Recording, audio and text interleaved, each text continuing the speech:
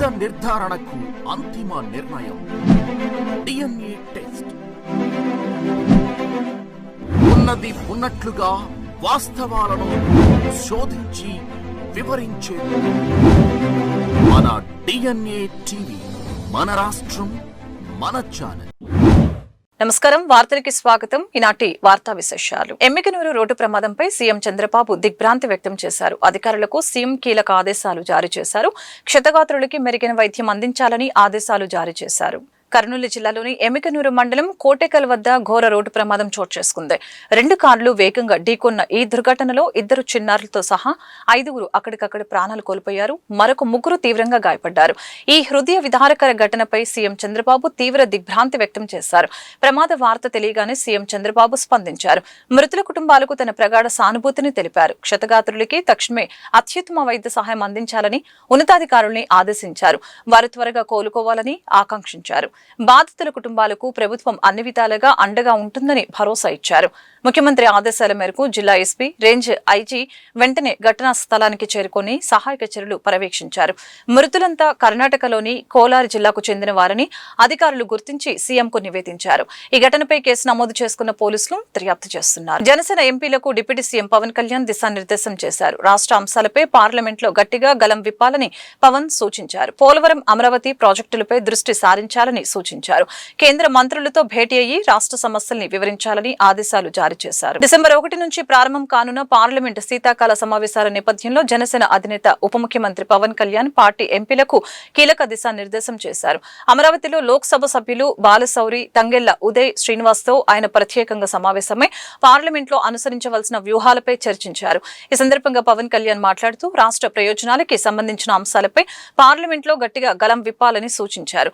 దేశ ప్రయోజనాలకు సంబంధించిన చర్చల్లో చురుగ్గా పాల్గొనేందుకు ముందస్తుగా సిద్ధం కావాలని ఎంపీలకు తెలిపారు. రాష్ట్రానికి సంబంధించిన అభివృద్ధి ప్రాజెక్టుల్ని వేగవంతం చేసేందుకు సంబంధిత కేంద్ర మంత్రులతో సమావేశమై వివరణాత్మక నివేదికలు అందించాలని స్పష్టం చేశారు. రాష్ట్ర ముఖ్యమంత్రి నారా చంద్రబాబు నాయుడు నిరంతరం రాష్ట్ర అభివృద్ధికి, రాజధాని నిర్మాణానికి కృషి చేస్తున్నారని Andhra Pradesh social welfare board chairman పోతుల బాలకోటయ్య స్పష్టం చేశారు.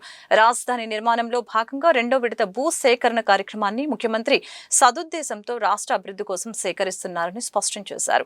వైసీపీ, జగన్ అనుయాయులు అమరావతిపై విషం చిమ్మే ప్రయత్నం చేస్తున్నారని మండిపడ్డారు. Andhra Pradesh social welfare board chairman పోతుల బాలకోటయ్య శుక్రవారం గాంధీనగర్ ప్రెస్ క్లబ్ లో మీడియాతో మాట్లాడారు. ఈ సమావేశంలో ఆయన మాట్లాడుతూ చంద్రబాబుని నమ్మి రాజధాని ప్రాంత రైతులు భూములు ఇచ్చారని, వారికి ఎప్పటికీ అన్యాయం జరగదని తెలిపారు. గత ప్రభుత్వం 5 సంవత్సరాల కాలంలో అమరావతిని వైసీపీ విధ్వంసం చేసిందని చెప్పారు. జగన్ 1600 ఎకరాలు స్వప్రయోజనాల కోసం తీసుకుంటే చంద్రబాబు సమాజ శ్రేయస్సు కోసం భూసేకరణ చేస్తున్నారని అన్నారు.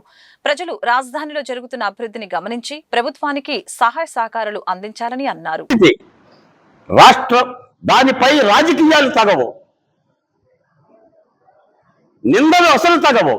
రాజధానిపై నిందలు అంటే రాష్ట్రంపై నిందలు. భూమునిచ్చిన రైతులను ఇబ్బందులకు గురి చేయడం అంటే రాష్ట్రంలోని ప్రతి ఒక్కరిని బాధించడము అని అర్థం.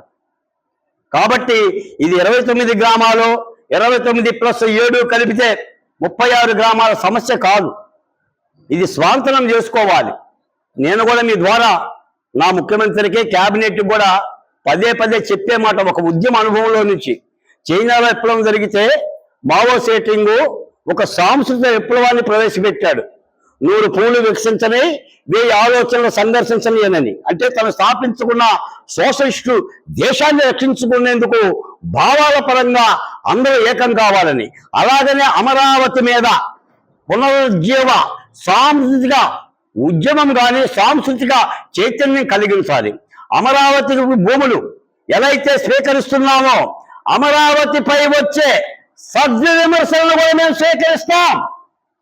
మీ ద్వారా మీడియా వాళ్ళని చెప్తున్నా, దుర్విమర్శల్ని, కుతంత్ర విమర్శల్ని, రాజకీయ విమర్శల్ని పక్కన పెడతానికి తప్ప సద్విమర్శలను స్వీకరించి వాటిని పరిష్కరించేందుకు కూడా ఈ రాష్ట్ర ముఖ్యమంత్రి సిద్ధంగా ఉన్నారు. రైతులు ఏది చెప్పినా నేను చెప్తున్నాను మిత్రులారా, రాజధాని ఉద్యమంలో పాల్గొన్న వ్యక్తిగా అమరావతిలో ఏ రైతు కంట కన్నీరు వలకదు, ఏ రైతు మొగసడు. అలా చేసేందుకు చంద్రబాబు నాయుడు గారు సిద్ధంగా లేరు. అలా రైతులను ఇబ్బంది పెట్టే లక్షణాలు చంద్రబాబు నాయుడు గారి దేహంలో లేవు.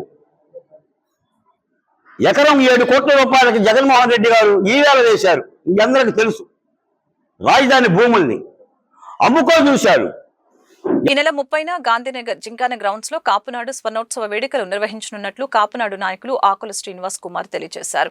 కాపుల ఐక్యతను చాటి చెప్పే విధంగా కాపునాడు స్వర్ణోత్సవ సభలో ప్రతి ఒక్కరూ పాల్గొని జయప్రదం చేయాలని పిలుపునిచ్చారు. చారిత్రాత్మక సభగా ఈ స్వర్ణోత్సవ వేడుకలు ఉండబోతున్నాయని వెల్లడించారు. గాంధీనగర్లోని కాపునాడు కార్యాలయంలో కాపునాడు నేతలు మీడియాతో మాట్లాడారు. ఈ సందర్భంగా వారు మాట్లాడుతూ రాష్ట్రంలో కాపులకు రాజ్యాధికారాన్ని నిర్ణయించే శక్తి ఉందని తెలియజేశారు. అయినా గత కొన్ని దశాబ్దాలుగా రాజకీయంగా ఆర్థికంగా కాపు సామాజిక వర్గం వెనుకబడి ఉందని తెలియజేశారు. కాపు సామాజిక వర్గంలో చైతన్య దీప్తిని రగిలిస్తున్న కాపునాడు స్వర్ణోత్సవ సభను ఈ నెల 30న జింకాన గ్రౌండ్స్ లో జరుగుతుందని తెలియజేశారు. కాపు సమాజం యొక్క భవిష్యత్తు నిర్ణయించేది ఈ స్వర్ణోత్సవ వేడుక అని తెలియజేశారు. ఈ సమావేశంలో కాపునాడు నాయకులు, కాపునాడు రాష్ట్ర కార్యదర్శి ఆకుల తిరుమలరావు, కాపు కార్పొరేషన్ డైరెక్టర్లు రత్నం రమేష్, విన్నకోట శ్రీనివాసరావు, కాపునాడు మహిళా అధ్యక్షురాలు నరహరిశెట్టి జ్యోతి, అల్లం పూర్ణచంద్రరావు తదితరులు పాల్గొన్నారు. ఏ రకంగా ప్రభుత్వాలు తోడ్పడతాయనే విషయం మీద ఈ సభ ఏర్పాటు చేయడం జరిగింది. ఖచ్చితంగా ఇదొక చారిత్రాత్మక సభగా మరి అవుతుంది. ప్రజలు కూడా ఇప్పటికే ప్రచార మాధ్యమాల ద్వారా కానీ, అట్లాగే సామాజిక మాధ్యమాల ద్వారా కానీ, అనేక మాధ్యమాల ద్వారా తెలుసుకుని మాకు ఫోన్లు చేయటం కానీ, ఈ సభకి ఎట్లా రావాలి ఏంటనేది ప్రజలు కూడా రాష్ట్ర వ్యాప్తంగా ఉన్న కాపు సామాజిక వర్గానికి సంబంధించిన ప్రజలంతా మమ్మల్ని అడుగుతూ ఉన్నారు. ఈ సభ ఖచ్చితంగా ఈ సామాజిక వర్గానికి అనేక రకాల వారి వృద్ధికి తోడ్పడాలని, నాయకులు కూడా ఈ సభ ద్వారా మేమిచ్చే నినాదం ద్వారా ఒక డిక్లరేషన్ కూడా పెడదామనేది ఒక ఆలోచన ఉంది. ఈ విజయవాడ ద్వారా విజయవాడ కాపు డిక్లరేషన్ అనేది ఒకటి ప్రకటన కూడా చేస్తాం ఈ వేదిక ద్వారా. మరి మీడియా మిత్రులంతా మాకు సహకరించి ఈ కులానికి వెనుకబాటుతనం లేకుండా అభివృద్ధి చెందటానికి, విద్యార్థులు మంచి చదువులు చదవటానికి, మరి వెనుకబడిన తరగతులకి ఏ రకంగా మరి వాళ్ళకి ఫలితాలు అందుతున్నాయో ఈ కులానికి కూడా ఫలితాలు అందితే అనేక మంది డాక్టర్లు, అనేక మంది ఇంజనీర్లు, అనేక మంది సివిల్ సర్వెంట్స్ మరి పైకి రావటానికి అవకాశం ఉంది. కాబట్టి ఖచ్చితంగా రిజర్వేషన్ అంశం కూడా దీంట్లో ప్రధానమైనదిగా భావిస్తూ మరి మీరు వచ్చి మాకు సహకరించినందుకు ప్రత్యేకించి మీకు ధన్యవాదాలు తెలియజేస్తూ మిత్రులు రత్నం రమేష్ గారు, కాపు కార్పొరేషన్ డైరెక్టర్ గారు మాట్లాడతారు. మిత్రులందరికీ మా హృదయపూర్వక నమస్కారాలు. ఇక్కడ కాపు సీనియర్ నాయకులు ఆకుల శ్రీనివాస్ గారి ఆధ్వర్యంలో ఇక్కడ ప్రెస్ మీట్ ఏర్పాటు చేయడం జరిగింది. దీనికి మా సోదరులు కాపు కార్పొరేషన్ డైరెక్టర్ వెన్నకోట్ల శ్రీనివాస్ గారు, అదేవిధంగా కాపునాడు కమిటీ అర్బన్ అధ్యక్షులు పరుచూరి కరుణాకర్ కన్నా గారు, కాపునాడు రాష్ట్ర కార్యదర్శి ఆకుల తిరుమలరావు గారు, కాపునాడు మహిళా అధ్యక్షురాలు నరిశెట్టి జ్యోతి గారు, సీనియర్ నాయకులు వేల్పూరి శ్రీనివాస్ గారు, సీనియర్ కాపు నాయకులు అల్లం పూర్ణ గారు అందరూ కూడా ఇక్కడ మీ ముందు కూర్చోవడం జరిగింది.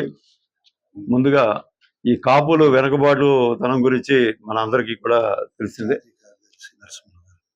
జాతీయ కార్యదర్శి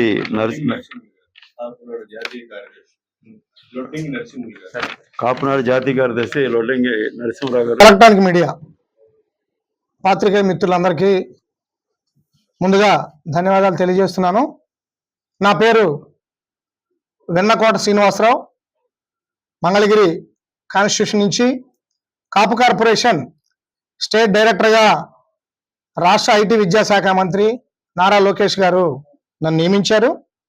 ముందుగా ఈ ప్రెస్ మీట్ ముఖ్య ఉద్దేశం మరి 1975-2025 కాపునాడు గోల్డెన్ జూబ్లీ మరి గౌరవనీయులు పెద్దలు ఈ కాపు ఉద్యమం కోసం, ఈ కాపుల చరిత్ర కోసం, కాపుల సమస్యల కోసం గత 50 ఏళ్ల నుంచి అవిశ్రాంతంగా కృషి చేస్తున్నటువంటి గౌరవనీయులు పెద్దలు కాపునాడు జాతీయ అధ్యక్షులు గాళ్ళ సుబ్రహ్మణ్యం గారి ఆధ్వర్యంలో జింకానా గ్రౌండ్ లో మరి రేపు ఆదివారం సాయంత్రం 5 గంటలకి గౌరవనీయులు పెద్దలు మరి శాసనసభ్యులు బోండా ఉమా గారి ఆధ్వర్యంలో మరి బహిరంగ సభ జరుగుతుంది.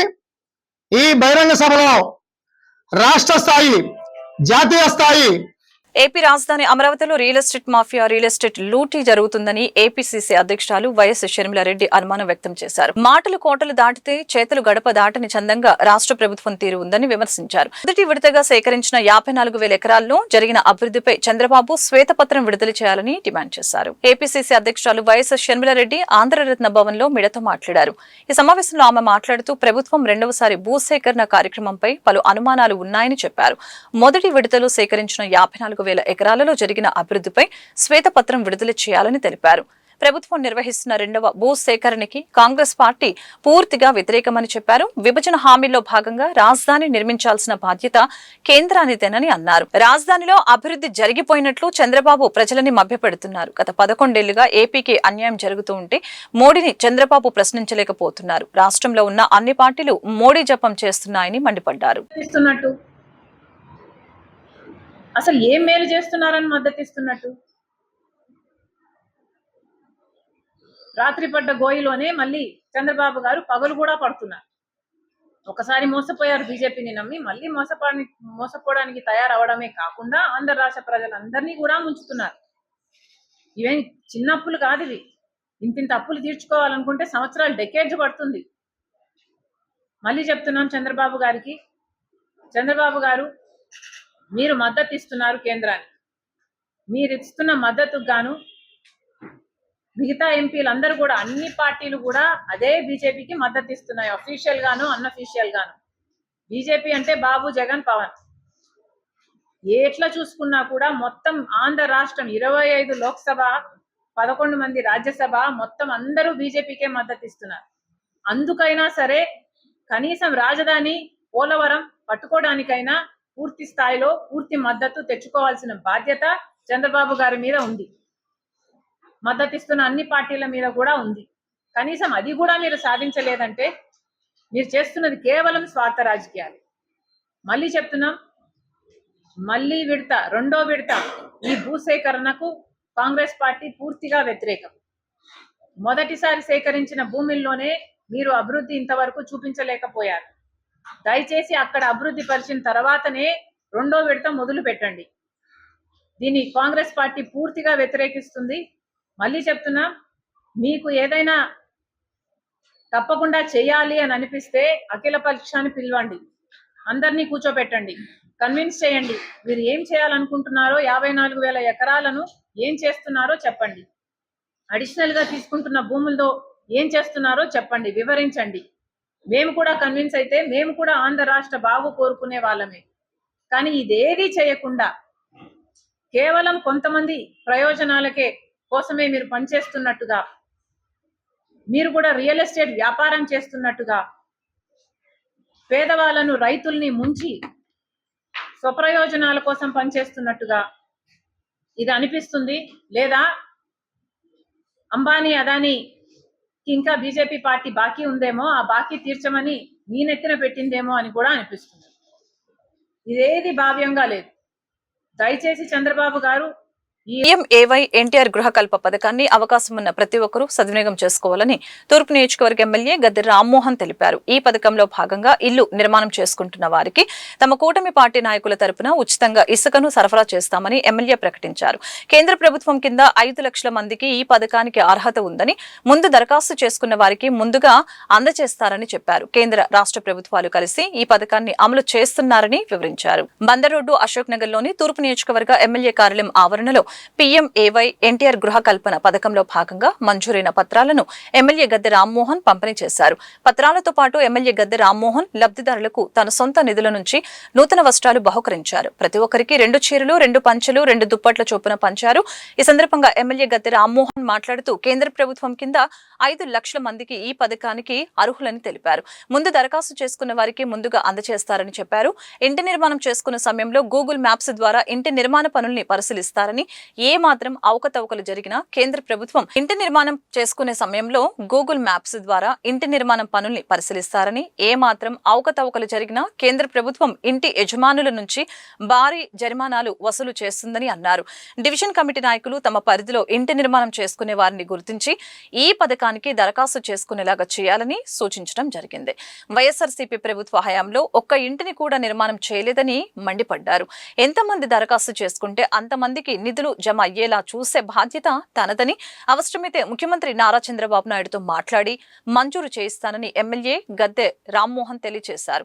నియోజకవర్గ పరిధిలోని వారు ఈ పథకంలో భాగంగా ఇల్లు నిర్మాణం చేసుకునే వారికి అవసరమైన ఇసుకను ఉచితంగా అందజేస్తామని ఎమ్మెల్యే గద్దె రామ్మోహన్ తెలియజేశారు.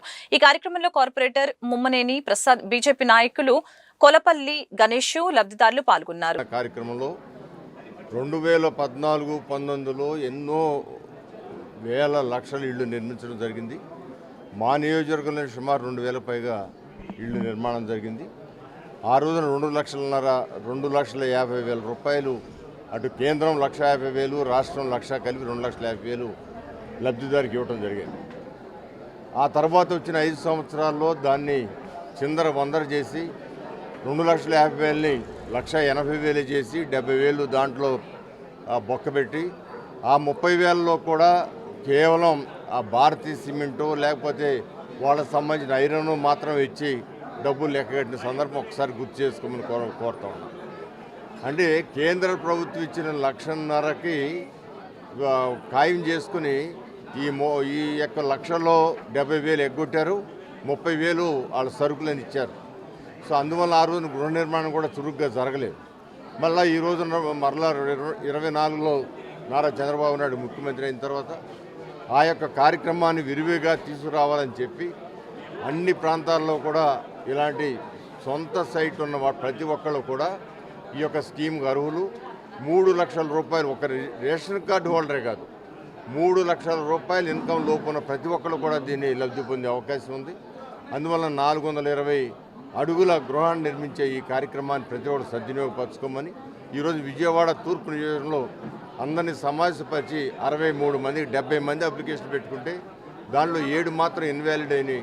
63 మందికి ఈ రోజున ఆ పత్రాలు అందజేసే కార్యక్రమం, వాటితో పాటు మా విజయవాడ తూర్పు నియోజకవర్గం కూటమి నాయకులందరూ కూడా కలిపి ఒక్కొక్క ఇంటికి బట్టలు పెట్టి ఇవ్వాలని ఒక సాంప్రదాయాన్ని తీసుకురావడానికి 2 చీరలు, 2 దుప్పట్లు, 2 లుంగీలు, 2 తుళ్ళు ఇచ్చే కార్యక్రమాన్ని కూడా మేము చేపట్టడం జరిగింది. ఇది కూటమి నాయకులందరూ అటు వాసు గారు కానివ్వండి, గణేష్ గారు కానివ్వండి, నియోజకవర్గ బాధ్యులు వాళ్ళందరూ సమక్షం వాళ్ళందరూ కలిసి మేమందరం కలిసి ఈ కార్యక్రమం చేపట్టడం జరిగింది.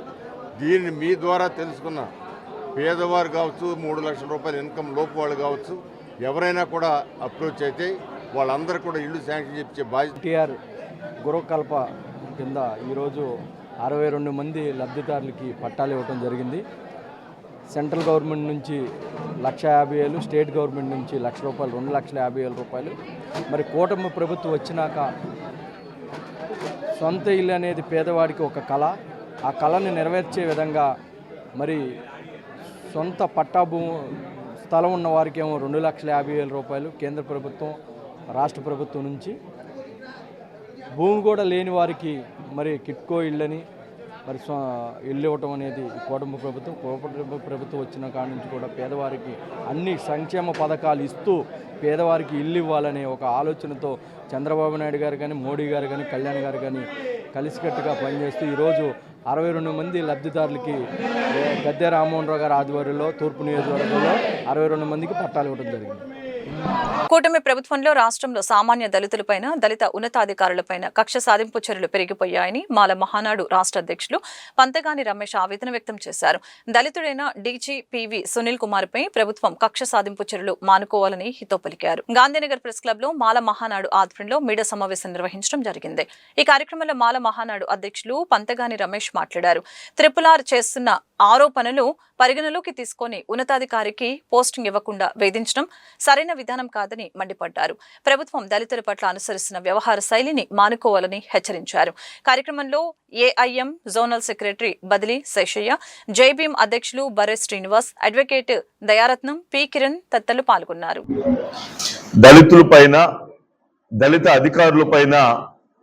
తీవ్రమైనటువంటి కక్ష సాధింపు చర్యలకి ఈ ప్రభుత్వం పూనుకుంది. ముఖ్యంగా ఒక ఉన్నత అధికారి, మా అందరికీ పెద్దన్న, డీజీ స్థాయి అధికారి అయినటువంటి పివి సునీల్ కుమార్ పై